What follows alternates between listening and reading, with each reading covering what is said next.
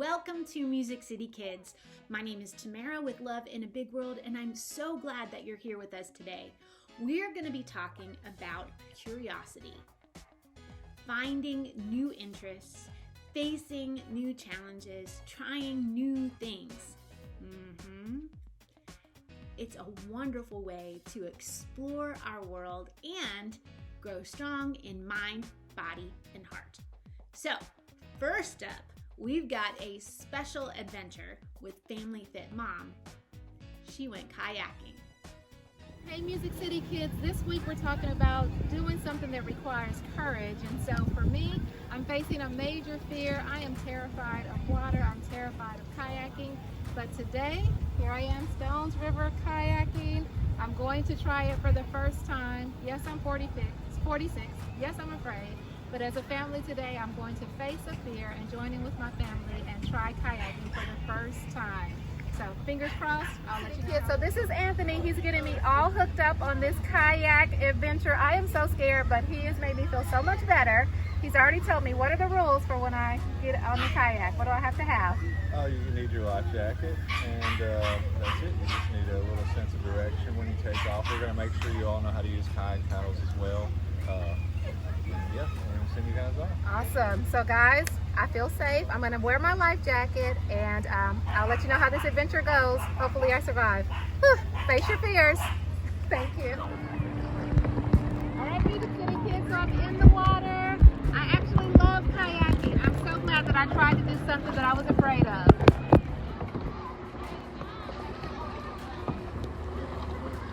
All right, MusiCity kids, I made it. I actually like kayaking. Thank you so much for following my journey to do it afraid. Thanks, FamilyFit Mom. I don't know about you, but I can be a creature of habit. As I've lived longer, I've become more adventurous, but there used to be a time when I would just order the same thing at the restaurant anytime I went there. And I would have the same routine every day. I've learned that there's a lot of fun that comes from trying new things. And I'm curious about you. What do you like to do? What adventures do you like to have? Having that adventurous spirit takes a lot of courage. It means facing our fears. Here's Love in a Big World with more on courage.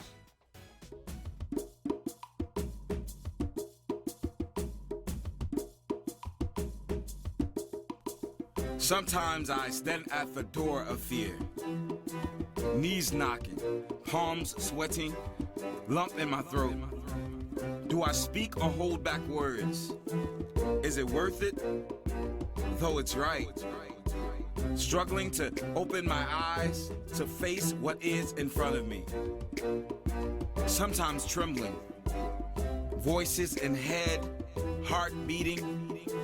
Loud like vibrations. Shaking. I stand. Fist clenching. Deeply breathing. Knowing I need to move. Sometimes doing the hard thing. The right thing takes courage.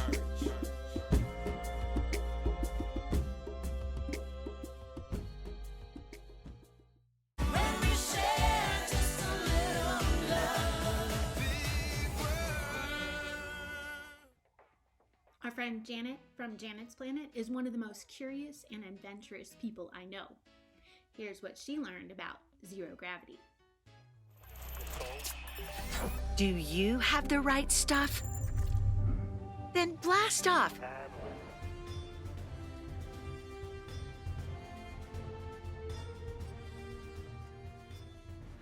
This is my official zero-knot boarding pass, which means I'm going to fly in zero-G in just moments from now. I'm official. I am a zero-knot. And now it's time to actually board the plane. And we are about to find out what happens when we are in microgravity.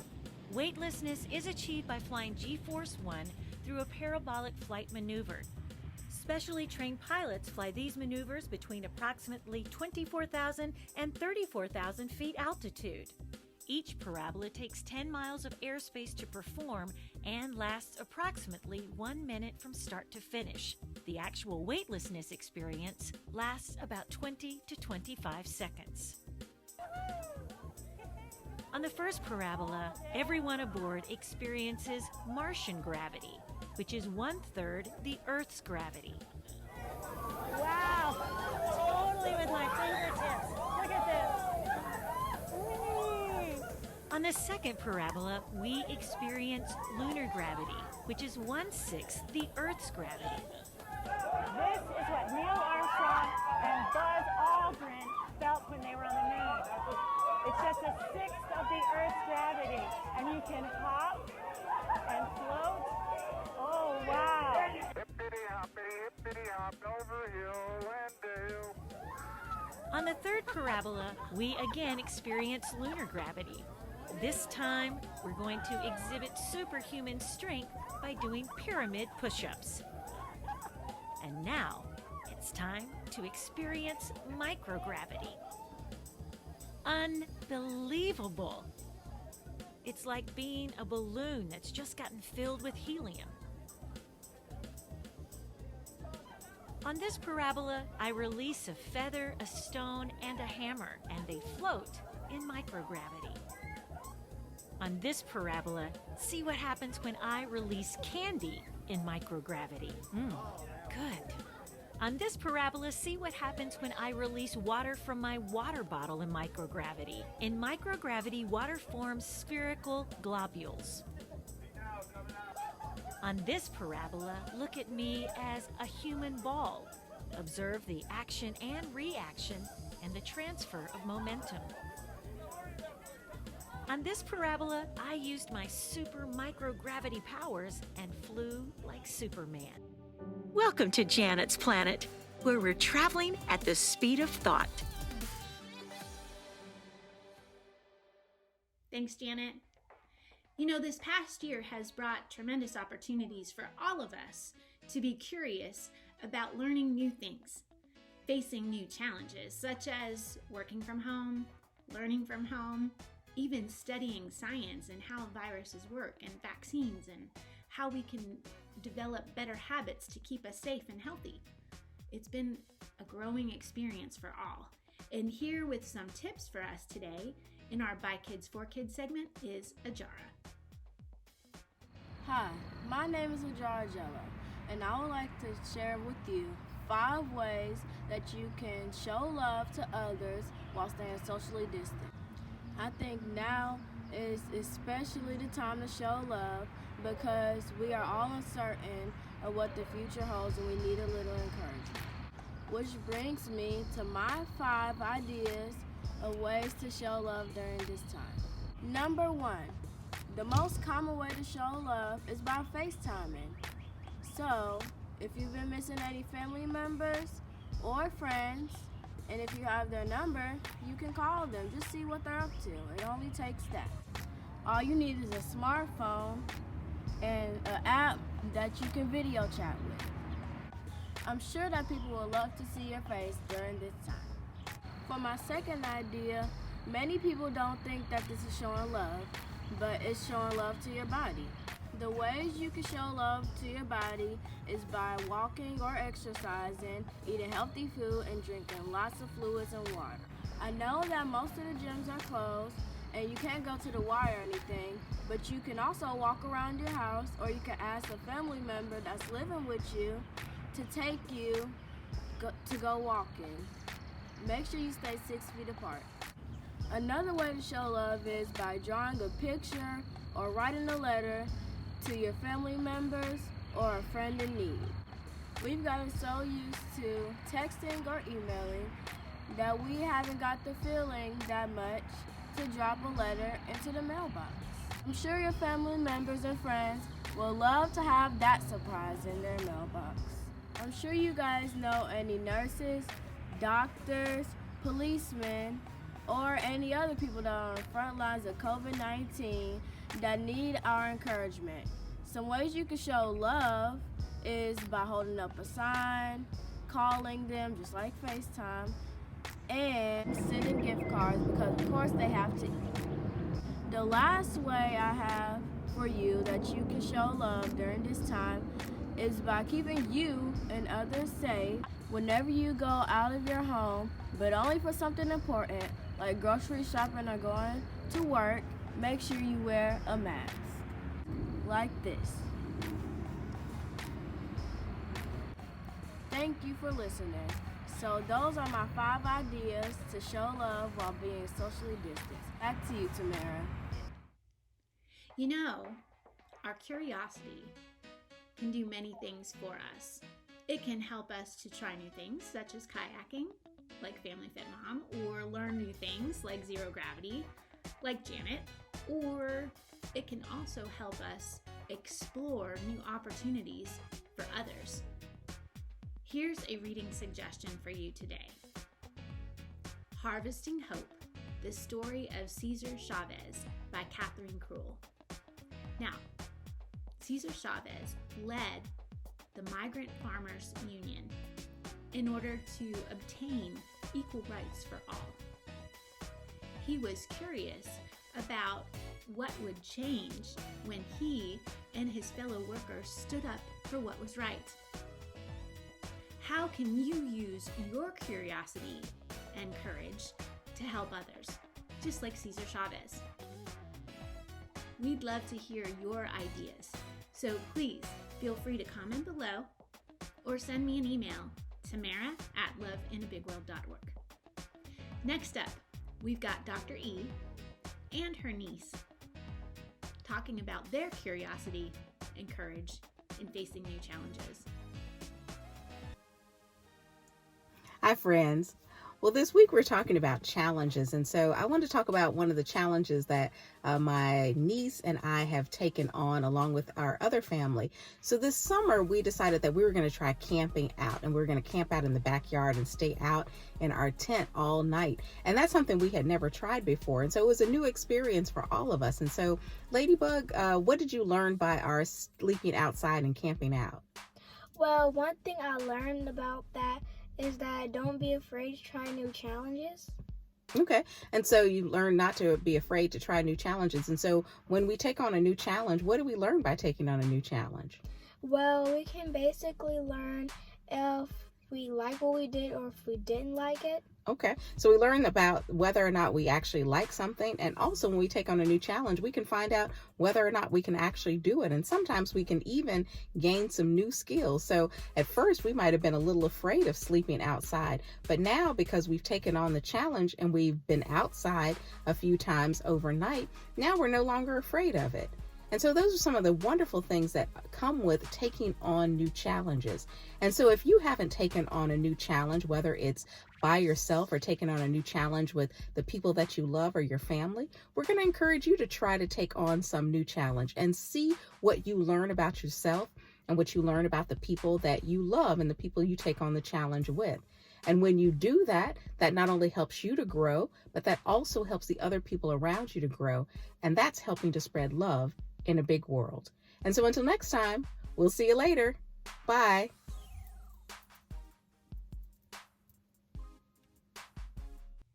Thanks, Dr. E. One of the things that I'm very curious about is nature. I love to get outside and explore by taking walks. You know, when we had all that snow a few weeks ago, I was tracking the animals, studying their paw prints, comparing it to what I found online so I could learn about the creatures that lived around me. Here's our friends from the Aquarium in South Africa to teach us more about stingrays. Hi everybody, so today I want to tell you about our stingrays, and you can see we've got a few of them behind me over here. Stingrays are actually part of the shark family, so they all come from what we call cartilaginous fish, okay? And that's because they don't have true skeletons, so they don't have bones like you and me. Instead, their skeletons are made up of cartilage. Now we also have cartilage as humans, that's our ears and our noses, okay? So with our stingrays that you see swimming around here, we have 3 stingray species, but there's a variety of stingrays you find off the South African coast. Here at the aquarium, we've got short-tailed stingrays, and they're one of the largest stingray species. Our male over here that I'll point out when he comes around can get to about 2 meters. So from one side of his wing to the other will be about 2 meters in length, and from his top of his snout right through to his tail, he'll get to about 4 meters. You can see him now just in the background over there, but I'm sure he'll come over. Another stingray species we have here is our eagle rays, and they're quite different. They actually are open water stingray species, so they don't like to sit too much on the exhibit or the ocean floor. And then we also have a honeycomb stingray, and she's got a beautiful pattern on her back, and that's because that species actually comes from our tropical waters. So she has this really cool camouflage on her back that she uses to blend in with the coral reefs. Now, stingray species, they actually have a barb on their tail, and that barb is used for defense. So we don't have to be too worried about it, because they'll only really use it if they feel extremely threatened or cornered. So yeah, at the aquarium we never corner them, and when we feed them, we work with them really carefully. Our stingrays, their mouth is on the underside of their body, and their gills are also on the underside over here. So they have 5 lines, and that's how they're able to breathe. So they pull water through what we call spiracles, which are these 2 holes on the side of their head, and then they flush the water up over their gills, and that's how they get oxygen, and that's how they're able to breathe underwater.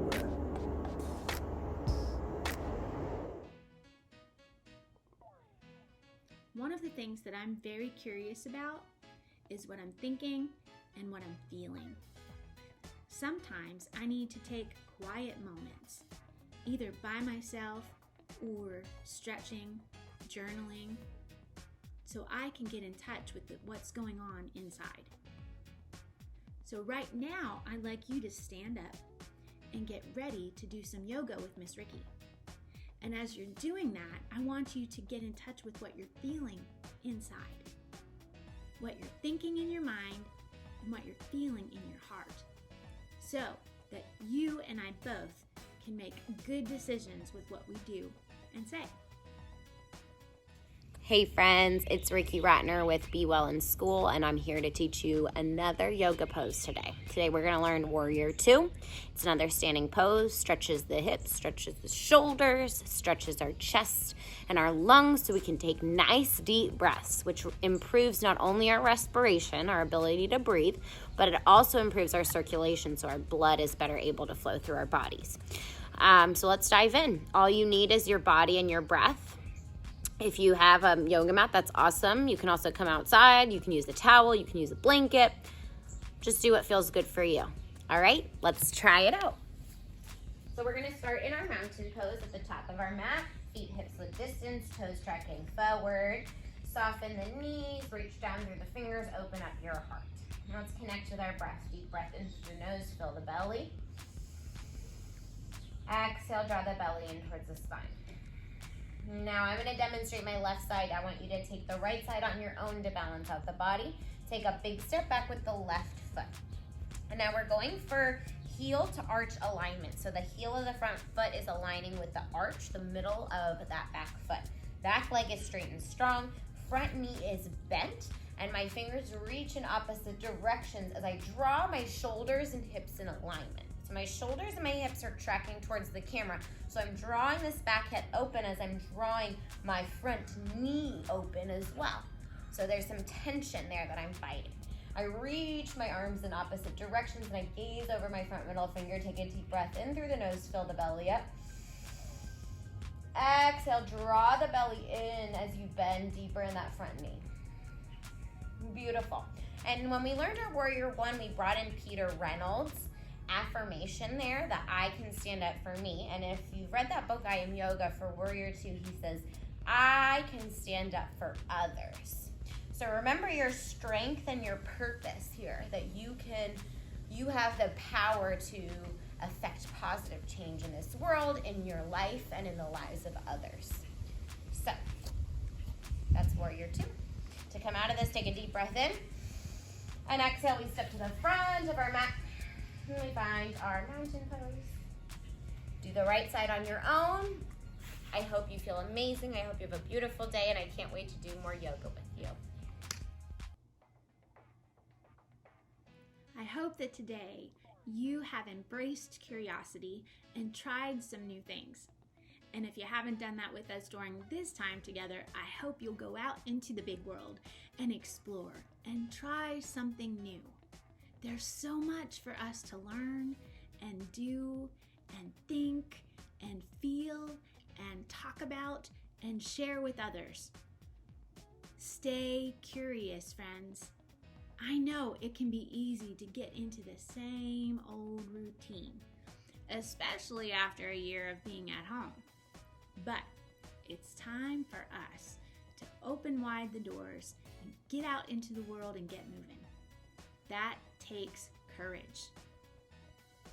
Facing our fears. But you know what? It's better to have an adventure than it is just to sit on the couch. So what are you going to do today? What are you going to learn? What are you going to explore? Share it with us. Take a picture and send it to our MusiCity Kids page. We'd love to know. And remember, we are here for you. You're not alone in this big world. We're in it together. We'll see you next time on MusiCity Kids.